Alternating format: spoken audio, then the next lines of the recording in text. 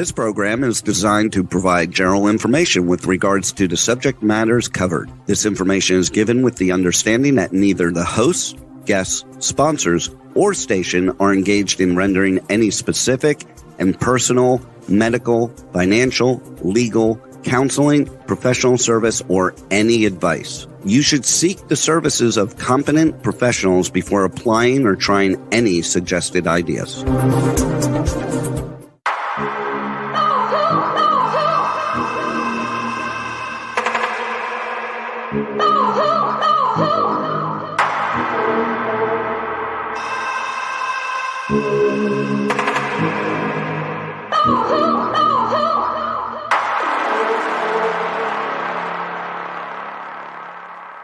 Welcome back, truth seekers and true crime junkies, back with another episode of Hit the Road Jack, Finding the Zodiac. We are going to look back again at Paul Stine's murder from the Zodiac Killer era of 1969. We're going to view the letter that was written in regards to his crime, and we're going to talk with Harriette Sucher in regards to her solves on those letters today. First, I'd like to welcome back Nolan Del Campo to the show. Good morning. Good morning. Are you excited? You know a lot about this case, huh? Yeah, I do. And I'm anticipating at some point in time, Harriette will be joining us by phone so that we can cover those letters. I'm going to go ahead and just hop right back into the presentation at this point. I'm here. Oh, hi there. Good morning. Yes. Hi, Harriette. Hey, is that the great Nolan Del Campo? Yes. Good morning. Good morning. I have no computer right now, so I'm going to be definitely doing this only by phone, like That's how okay. the pros do, and we are the pros. Yeah. I'll prompt you once we get there. Right now, we were just getting ready to climb back into just the basic facts of the case of Paul Stine. Just before we get to his letter, we're just going to cover some of that real quick, and then we're going to get into the communication and your solves. Thank you so much for being here with us today. I know that it's a struggle when there's no computer available, so I really appreciate you calling in. All right, well, I'm so just going to be following the cues. Right. Okay, go right. ahead. And hopefully I have it all up correct. So we'll see where we go from there. It looks like that I made myself a note at the top of this to research that the Boston PD has entered the investigation per the FBI FOIA files, which do you have any idea why Boston PD would be involved, Harriette? Oh, Boston PD? Oh my God, that for some reason has something to do. I'm seeing when I got into this in 1995, Zodiac's alive and he's in Boston and he was sending some cryptic messages to the Gardner Museum. So, and then you also got some interesting things going on. My solves go all the way back to they're saying something about the art back circa 1969-70. Apparently the museum owed some people and they needed to work out a deal to pay off people. So, Interesting. I mean, yeah. And that's to come, right? The Gardner Museum, when is that, in the 80s? That's officially starting circa 1990, but according to Jack's World, people owed some money, lots of things to helping presidents get in, if I understand correctly. So it goes back years, actually. And then there were, of course, people who died over this. So then that would be Boston PD saying, hey, we got to find out who killed Bobby Donati. So, all right. So it sounds like something, yes, we're going to get to. Well, all right. So go ahead, Nolan. In Sirhan's scribblings in his notebook, alleged diary, it's crazy. There's references to the Boston Strangler.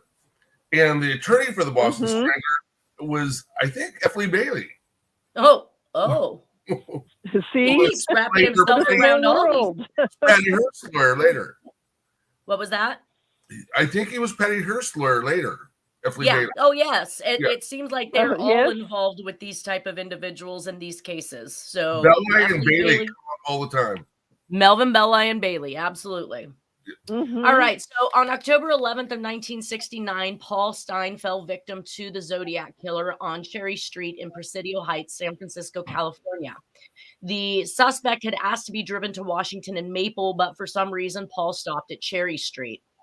Suspect shot him once in the head behind the right ear, which is a JFK RFK type connection. He tore a piece off of his shirt and wiped down the cab. Now, much of the information we're going to look at actually indicates they thought he was using a handkerchief to wipe down the cab, but I believe in the end it turned out to be a piece of Paul Stine's shirt that he wiped down to remove fingerprints or maybe even collect blood as evidence for it having been Paul Stine's shirt. Either way, he left a fingerprint and palm print, I believe, left at the scene. This murder was also on the murder map that was found in Sandy Bett's mailbox. I have found information that says that the wallet and the taxi keys have been taken. And I did not see anywhere in the information, unless you guys can tell me something different, that his glasses were missing.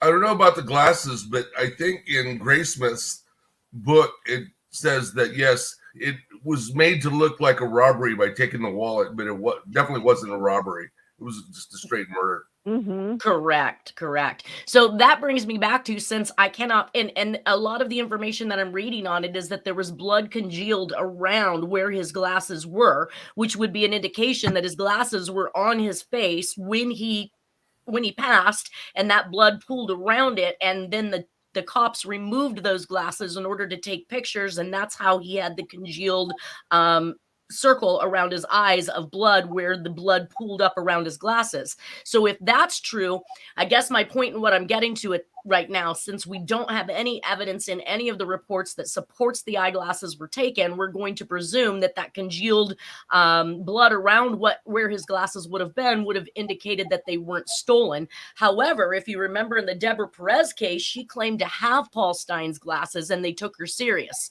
So I want to know what's going on there, because they did testing on those glasses as if in fact they had been taken.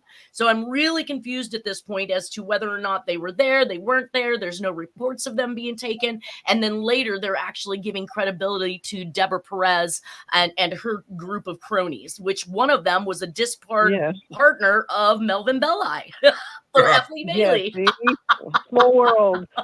I'm going to go out on a limb and say that the glasses were taken as proof that it was his, knowing that, maybe a particular blood type.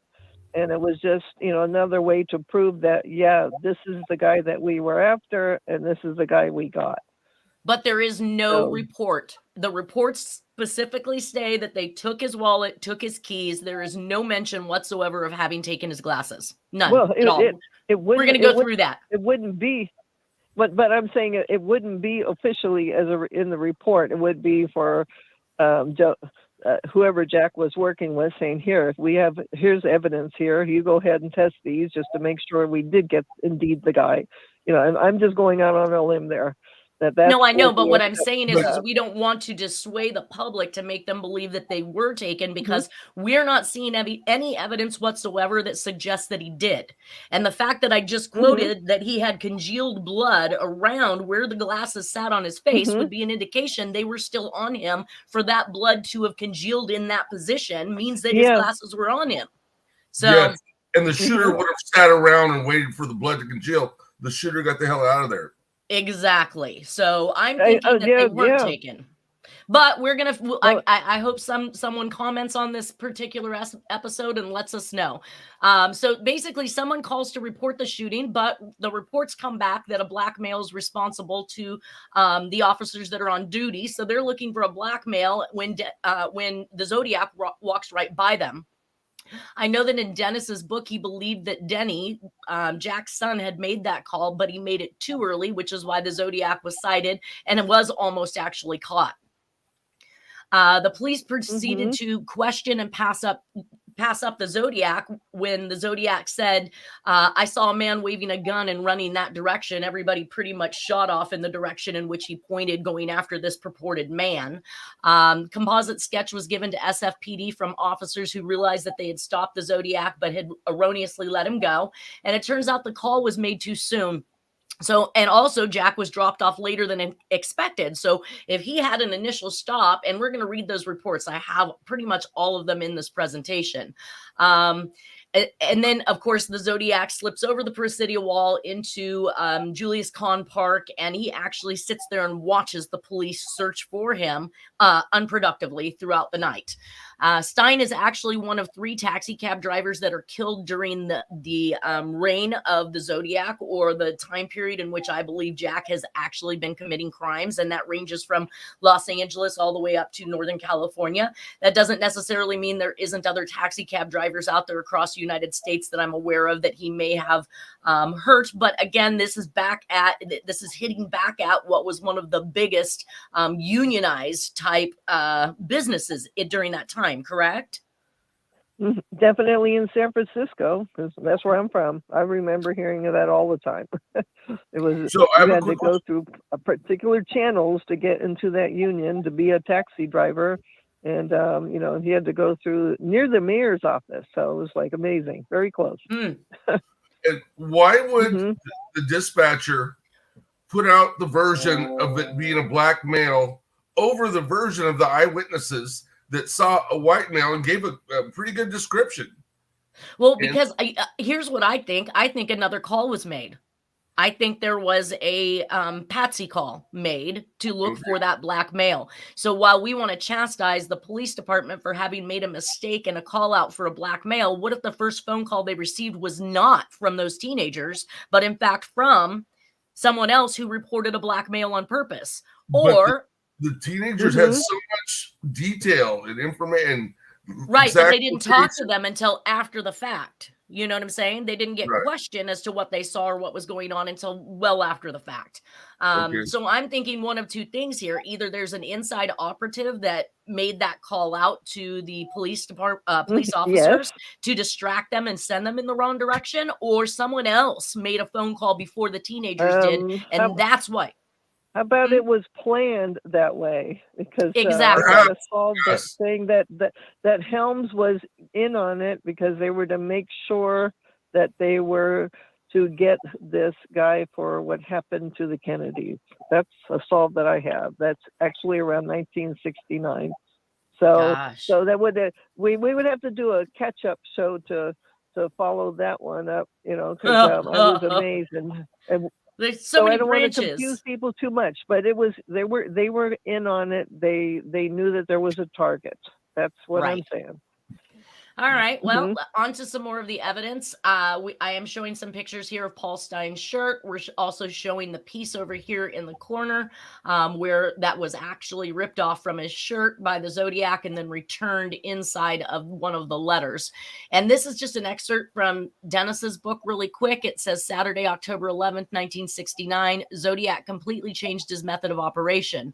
In San Francisco, Zodiac stopped a cab that was driven by a man named Paul Lee Stine. He was 29 years old. Zodiac had the cab driver take him to Washington Street and Cherry Street. When the cab came to a stop, Zodiac pulled out his 9mm pistol. So now we know what size bullet he was shot with. 9mm, and shot Paul Stine just in front of his right ear. His head exploded from the compression of the blast and blood went everywhere. According to witnesses, Zodiac tore a piece of Paul Stine's shirt off and started wiping down the cab, and then he casually walked away. Just seconds after Zodiac walked away from the crime scene, 2 patrol officers pulled up and asked him if he had seen anything suspicious in the last couple of minutes. He said, "Yes, I saw a man running with a gun," and the officers took off in that direction. 2 days after the murder of Paul Stine, Zodiac sent a letter to the San Francisco Chronicle claiming responsibility, and inside the letter was a piece of Paul Stine's bloody shirt. There was no doubt this was the work of the Zodiac.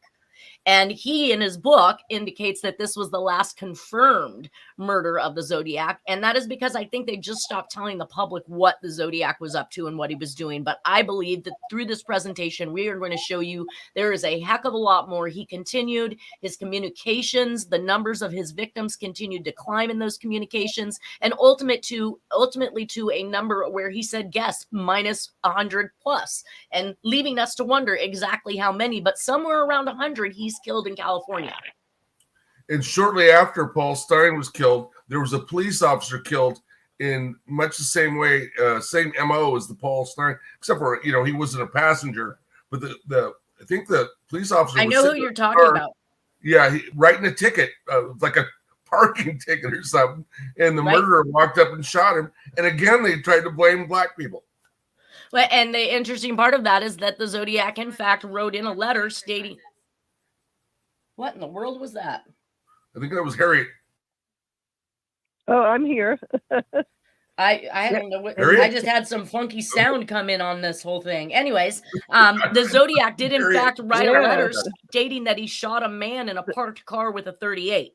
So what I need to do Yes. is kind of round up that information and see if that officer was actually shot with a 38 or not. But I know who you're talking about. He's in the presentation, and I did link those together because of that. Now, in Stephen Dewhurst's book, we actually have another version of how the events went. And he says, the killer finally laid a body at the feet of the San Francisco Police Department. On October 11th, 1969, at about 9:45 p.m., Paul Stine, a college student who was putting his way through graduate school, he didn't write this correctly, anyways, by driving a yellow cab at night, picked up a fare in San Francisco Theater District near the intersection of Geary and Mason. Usually it appears that Stine let the fare sit in the front passenger seat, something he normally only did with people he knew. And that may add to what you're talking about. If he's wrapped up, Harriet, in the middle of these mob type affiliated happenstances, that he may very well have known Jack. Usually Yeah, it appears he may have known something of him, that's for sure, because Jack was apparently pretty good, from what I'm seeing, getting involved and, seemingly innocuous to a lot of people, his face and all that. And then, maybe suddenly, oh, there he is, he's a passenger, and, he trusted him. So, anyways, that's a whole bunch of conjecture right there. Right. Well, then Dewhurst's book goes on to say the fare then instructed Stine to drive himself to his own death. Stine's log indicates that the fare wished to be taken to the intersection of Washington and Maple Streets in San Francisco, a few miles away, possibly because the killer noticed that there was a pedestrian near the intersection of Washington and Maple. Stine took the fare up 1 block to Washington and Cherry. When they reached the destination specified, the passenger shot Stine in the head with the 9mm pistol. It was not the same pistol that had been used at Blue Rock Springs earlier in the year. The killer took a large piece of Stine's shirt, his keys, and his wallet. Pieces of the shirt would later be included in the envelopes as an undeniable proof of who he was and used to authenticate his later messages. There was a party going on upstairs across the street, and some young people saw the aftermath of the crime from the window overlooking the street. Witnesses described the killer as 30 to 40 years old with reddish brown hair, and he wore glasses with thick plastic frames. They described the killer as taking time to wipe down parts of the cab, presumably trying to remove any fingerprints he had left behind before he calmly walked off into the night. The attack took place at a latitude of 37.79 north and longitude of negative 122.46 west. And I know that plays into the radians, and they were really heavy about that back in the day, but I'm not really going to cover a lot of information about that. And I know, Harriet, you have found some solves, right? You and Lauren Swearingham, where latitude, longitude played into this killer's sprees. And I think even Terry Batcher had also, correct? Yes, I believe so. Yes. Well, it says the San Francisco. I'm just trying. Go ahead. I just am trying to remember that. For some reason they needed to have the exact latitude and longitude. It's almost like, how firefighters need to know exact latitude and longitude where the ground zero was, so they can, hit the target. So Yeah. I think that's we're coming in from that. Well, his base was Mount Diablo too, Jack's. And Correct. The radians do play a big part of where a lot of these things take place. Maybe that's why they went to Cherry Street. Maybe because there was a witness, but maybe the exact latitude, longitude was better with Cherry Street.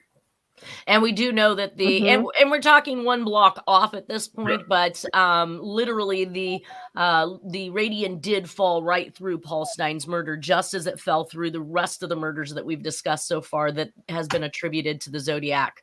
So he goes on to say in Dewhurst's book, the San Francisco Police Department commissioned a sketch of the suspect from eyewitness accounts and distributed it throughout California as a wanted poster. It was the poster that Dewhurst had seen on the wall of the River Pines post office. So I'm still wondering at this point how the Zodiac is not covered in blood, because if we look at the car, we see the mess that's occurred. We know that he's sitting in the front seat next to Paul Stine when he shoots him and blows his head off. How is he not covered in blood, and how did the officers miss that? I'm confused. Because they were in on it. They were in on it. Don't describe a guy that has blood all over him. Describe a guy that they saw that looks like, and that can't be him. So, right. I'm sorry. What was that? That's making a lot of sense right there, that they did see him, but they said, no, who we saw was, anyways. We didn't want to see a lot of people are going to find making sense that they were kind of, that they were in on it, and there was a purpose for Paul Stine's death.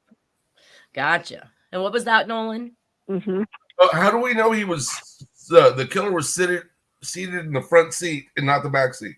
I don't know. In the head.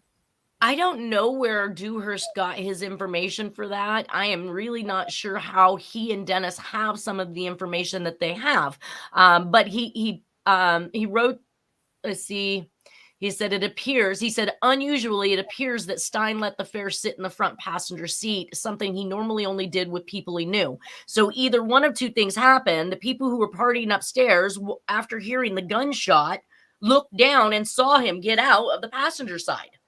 Like, who knows? I've never. He could have jumped. He could have said, in theory, he could have said, "Oh, I left something near the back seat. It fell out." And then jumped in the back and then did it from behind. I mean, I don't know. That's all conjecture that I'm not even going to try and waste my time on. Yeah. I don't know. I do know that Dewhurst actually did some heavy research into this. And I know that he talked to lots of different law enforcement, including the FBI. How he obtained that information, I have no idea. And maybe we can find that in the reports. We'll see. But we do. The one thing we do know, he was shot behind the right ear, just like Robert F. Kennedy. Well, it says in front of the ear, so I'm not sure. I'm going to read these reports. Well, his book said that the passenger shot Stine in the head with a 9mm pistol. It was not the same. Let's see, Blue Rock Spring, blah, blah, blah. That might have been Dennis's book. Yeah.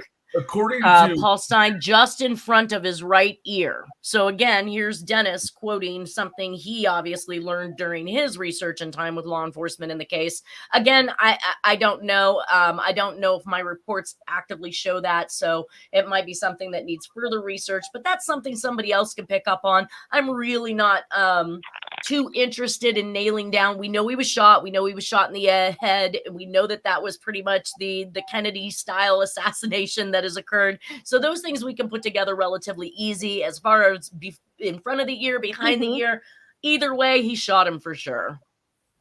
Right. So I also found a report that indicated that the fingerprints that they took were in fact presumed to be the Zodiac's fingerprints because they were left in blood. So that means that no other fingerprint on the cab, unless it was in blood, was literally attributed to that of the Zodiac. So these are the actual fingerprints and palm print that they pulled that I've got placed up here. And I started looking and reading the reports, and we're going to discuss this a minute, but it appears as though they flipped Stine over for these pictures. So he originally was hunched over, I'm thinking, with his head in the floorboard, and we're going to read that. But the FOIA report says that all of the latent prints in our case were obtained from a taxi cab. The latent prints that show traces of blood are believed to be prints of the suspect. The latent prints from right front door handle are also believed to be the prints of the suspect. These prints are circled with a red pen. The other latent prints, many of which are very good prints, may or may not be prints of the suspects in this case. So we do know that they did achieve prints that were in blood, and that would indicate that that was the killer's prints. So I think that's fairly solid. All right. Mhm. So here we go again. So if we look over here, we look up here, this is the picture that everybody sees of him slumped on his back over the top of the seat with his head and arm hanging out the door. And then just below, I found another picture where it shows he's actually slumped over in the actual floorboard. So it's a good question. I'm going to read these reports and we'll see where it goes from there. These are from Officer Armand Pellicetti and Officer Frank Pita. It's the San Francisco Police Department report on the Paul Stine scene. So it states, victim picked up suspect at Mason and Geary Streets, proceeded to Washington and Cherry, where suspect shot victim once behind right ear. Now we got the behind part. All right. At contact range, suspect took victim's wallet, taxi keys, and tore a portion from the back of his shirt. Witnesses observed suspect wipe down inside of cab with a cloth, then walk nonchalantly away from the cab toward the Presidio in an army installation. So now we have relation again to the military, which I've been discussing with this gal named Moonlight, who emails me quite frequently. A majority of these missing people and these found bodies all seem to revolve around some type of a military installation within minutes of it. And we're seeing that here again. Witnesses describe suspect as a male Caucasian, 35 to 45 years, 5'10", 190 pounds, crew cut, reddish blonde hair, eyeglasses with plastic frames, wearing parka-type jacket, navy blue or black, dark baggy trousers, and a punchy stomach. Weapon was a 9mm semi-automatic, possibly new model Browning. It's not the same 9mm that was used in the Vallejo Police Department, and the ammunition again is a 9mm Winchester Western. However, even if it's not the same gun, the same type of ammo seems to be consistent with these murders, right? Yep. So Smith and Western ammo. I mean, he's putting that in the letters. Right. Right. Choice of ammo. So it's disturbing to see these two pictures next to each other, because that means the cops moved the body. You're not supposed to disturb a crime scene. Well, and I'm a little concerned about the color of the seat. I'm a little concerned about the color of the seat. If you notice that though these pictures are purporting to be from that particular crime scene, the pant color is not the same, the seat color is not the same. So I get rather confused about people putting things up on the internet and claiming that these are actual crime scene photos when I can clearly see that there's differences. And this is my point. This is why I'm doing this podcast, because they have misconstrued the evidence so badly that one couldn't adequately obtain the information they needed to even make a good decision in this case, because they have mixed and meshed and mashed all kinds of things. So doesn't look like the same car even. Look at I know. I wanted to bring that up because we're going to hear something in the FOIA report that is going to make this body look like it was what we'll watch. Evidence: 2 portions of vehicles or victim's shirt. So 2 portions of victim's shirt, white with black stripe, and that's the evidence. Handprinting, latents, 9mm bullet and casing, black leather men's gloves, size 7. Subsequent to the homicide, the suspect mailed a series of postcards and letters, 2 which contained a portion of the cab driver's shirt. So now I'm hearing there are 2 of them that he mailed with the shirt. I've only ever seen 1. Yeah, I just knew about one, but it was definitely Paul Stine's blood. And his shirt. They were able to piece those pieces back together and say affirmative. So I'm concerned here. How is it that there were 2 letters which contained a portion of the cab? What happened to this other letter, and what did it say? Maybe it went to Nixon. Because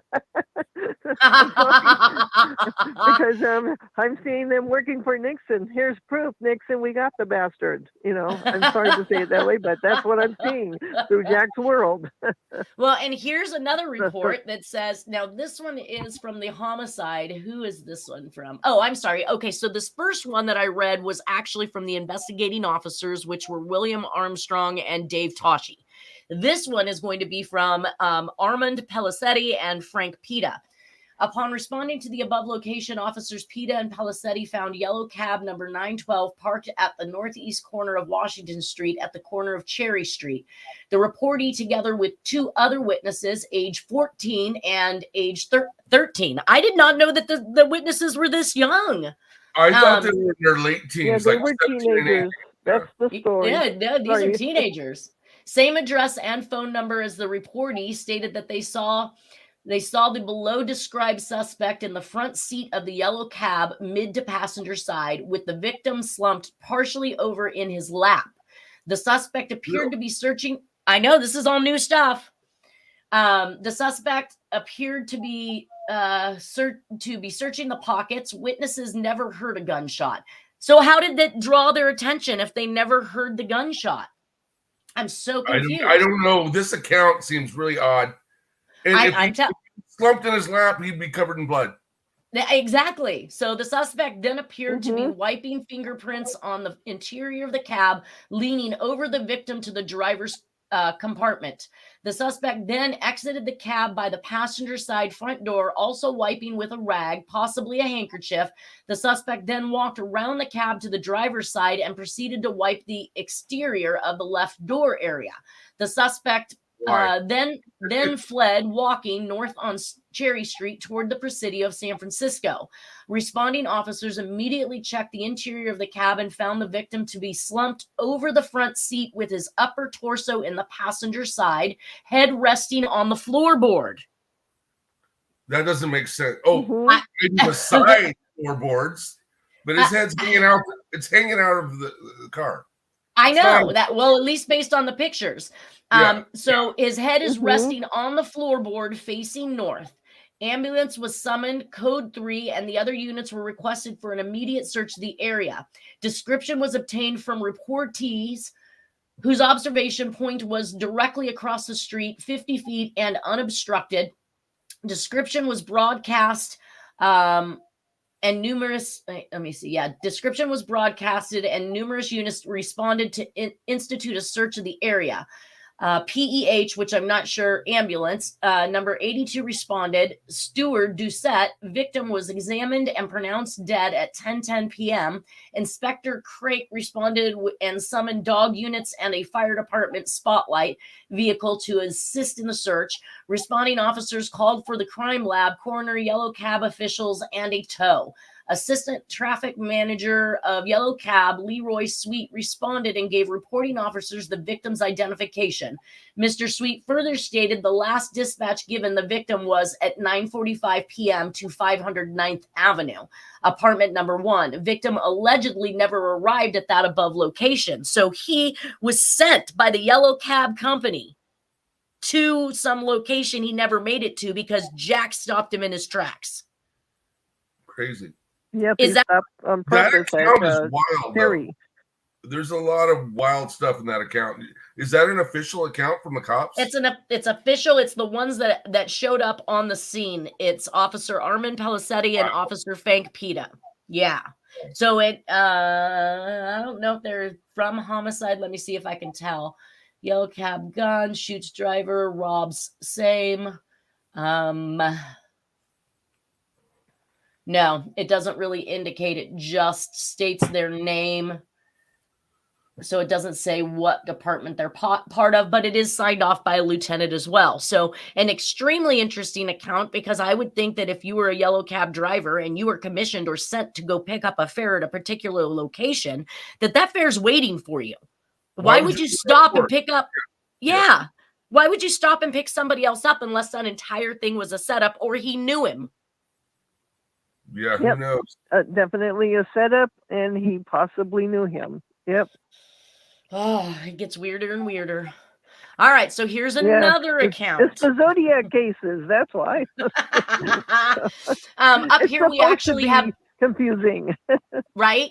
This is the area up here at the top of the house. This window is where the teenagers saw the entire thing from what they called the unobstructed view. Why would they be staring at somebody in a cab if they hadn't heard a gunshot? I have no idea now. That blows my mind. I think they did hear a gunshot.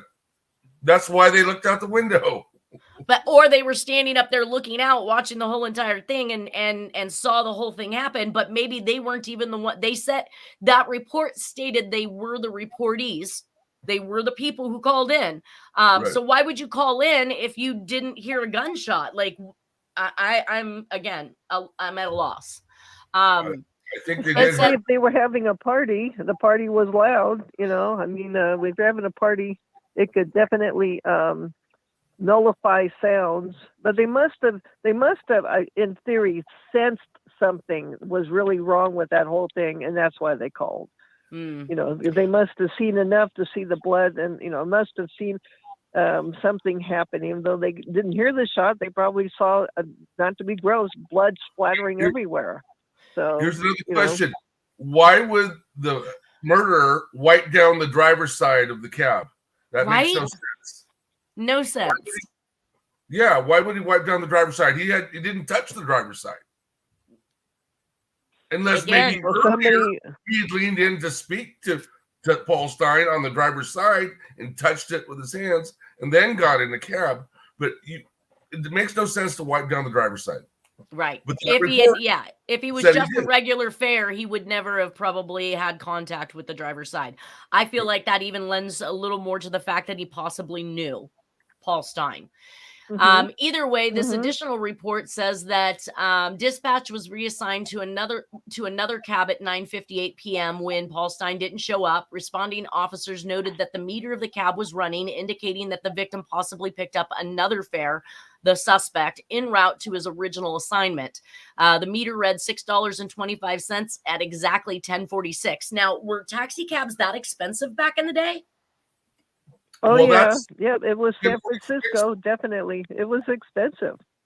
Well, that was 40 minutes after if you were picked up downtown, yeah, definitely. What was 40 minutes?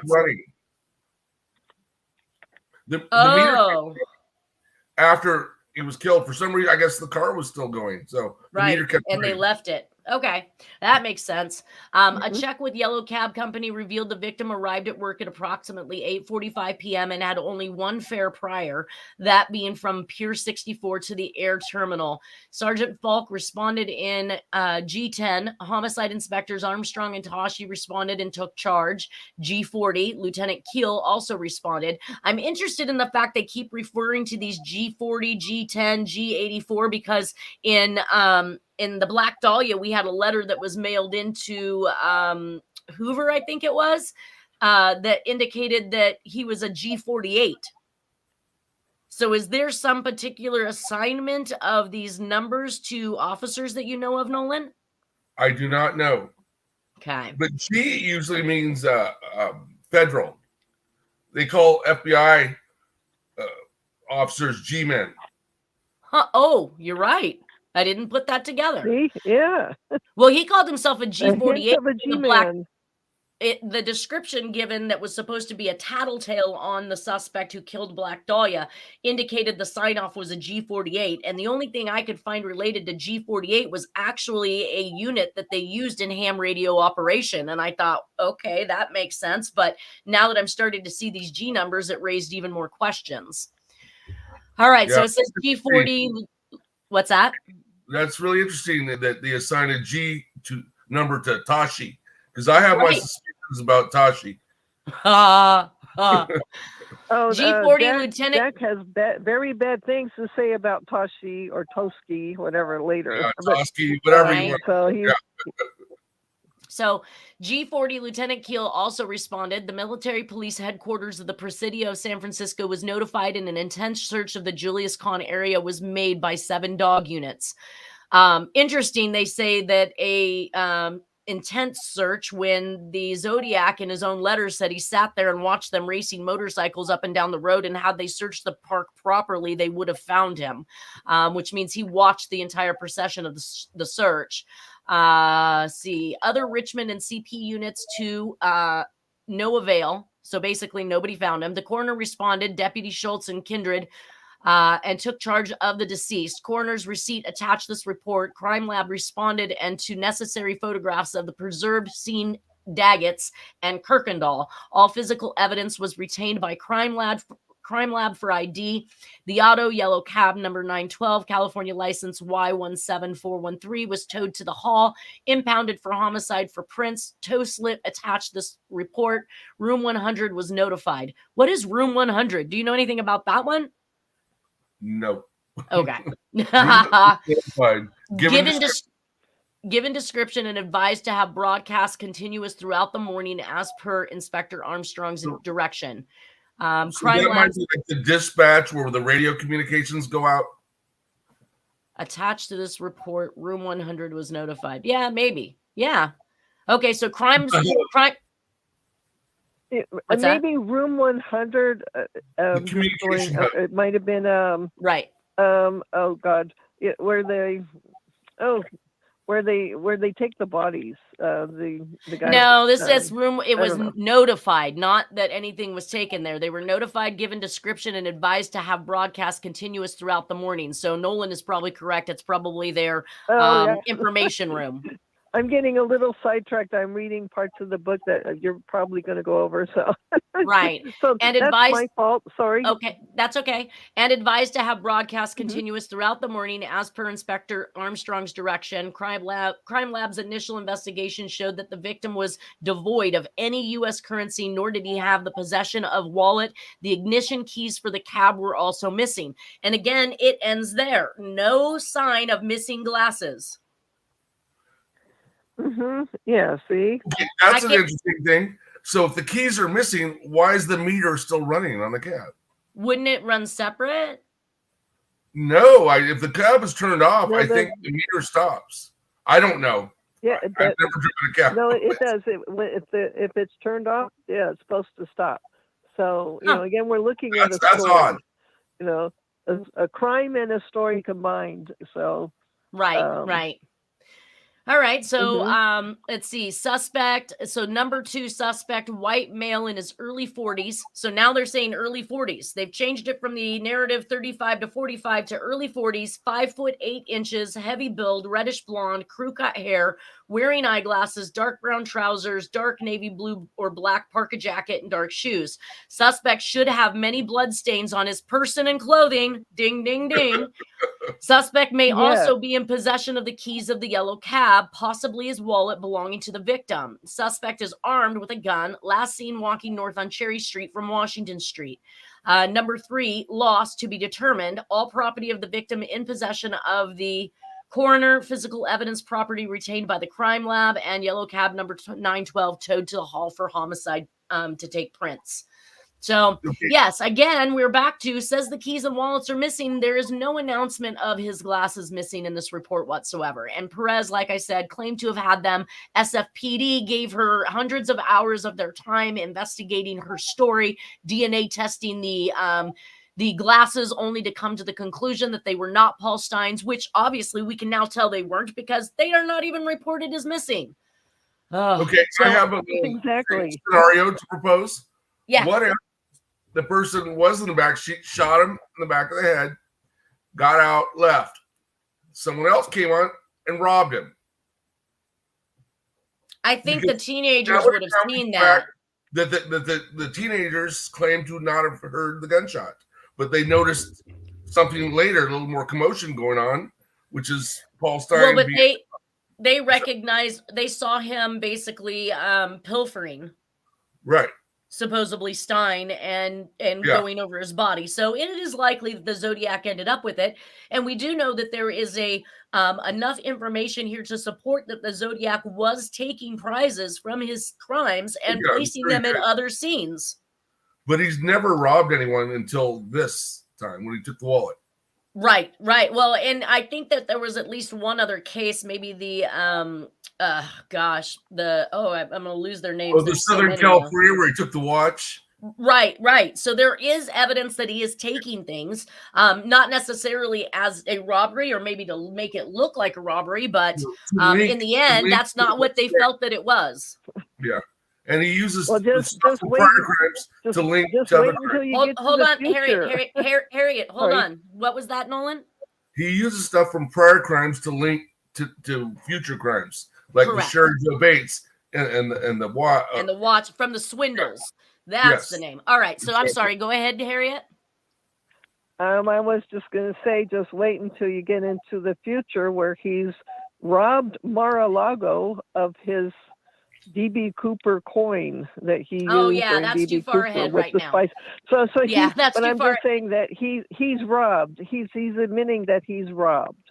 So Yeah, oh yeah, he he's absolutely is robbed. I think in the lipstick killings, he was part of a crew that was robbing. Like, there's no doubt in my mind that he made some money from some of the things that he was doing for sure. Yeah, or attempting to make some money off of these things. But yeah, so anyways, yeah. So I'm seeing that he's admitted that he's robbed. So anyways, so all right, so on to the next particular information that we have from Officer Donald Folk's description, which this is the officer who stopped the Zodiac and was instructed to go around the corner after a man waving a gun. He, in this report, really quickly, white male, 35 to 45 years old, about 5'10", 180 to 200 pounds, medium heavy build, light colored hair, possibly graying in the rear. Now we've got Jack. It may have been the lighting that caused the effect to make the hair look that color. He definitely had a crew cut. He was wearing glasses, dressed in dark blue. We already heard all of that. The pants, all of that stuff's the same. May have been wearing low-cut shoes. Subject at no time appeared to be in a hurry, and he walked with a shuffling lope, slightly bent forward with his head down. The subject's general appearance to classify him as a group would be that he might be of Welsh ancestry. So this reports that the dispatch stated they were looking for a Negro male. So even in Officer Folk's description, he states that the original call, he said this subject was not stopped as the description received from communication was that of a Negro male. So yes, heavy pressure on that end. Yeah. He felt guilty. The officers had a lot of, I don't know if remorse is the right word, but I think they were highly embarrassed that they had a chance to nab the Zodiac Killer and actually encountered him and had a brief discussion with him and let him walk on by. Right. Because of the disinformation put out about the black male suspect. When they also had the information about that described the person they were talking to. Right. The shuffling gait. This is what sealed it for Dennis. The shuffling gait, because Jack had one leg shorter than the other. So that was definitely Jack. That's what I remember many discussions with Dennis. That's what sealed it for him, that was his stepdad that did it, because only Jack Torrance fitting everything else, but plus nobody else has a shuffling gait. All these suspects that they keep coming up with. The reason why was one leg was shorter than the other. Well, he had surgery on his lower back sometime in the 60s, early 60s or early to mid 60s, I would say, somewhere around there. At any rate, yes, he walked with a lumber or that strange gait that they were just talking about. When I pulled up these other wanted posters that we're showing here in the presentation, they vary from one to the next, which is very strange because they both show to be from the San Francisco Police Department. I've only got about a minute left, you guys. I'm not going to make the next slide is actually the letter that we didn't make it to, but we can pick up next week because this has been a lot of fun. But let me just notate this real quick for everybody. We have two wanted posters that bear the same composite that was drawn from Officer Folk's recollection of who he saw.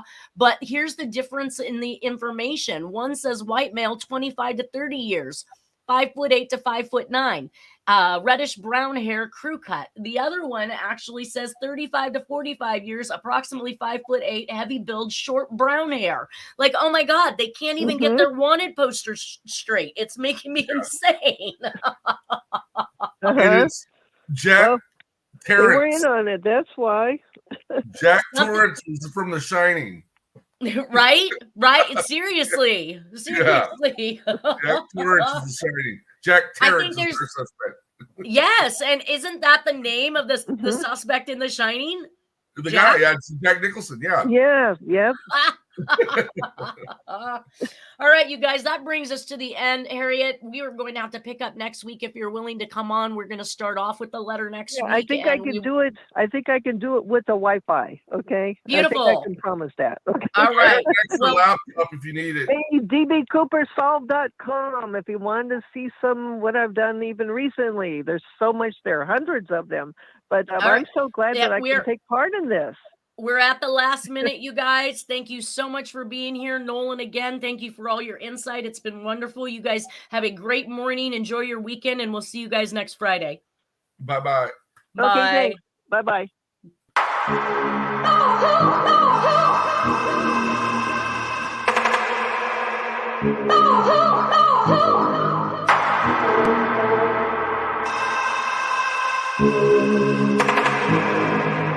Oh,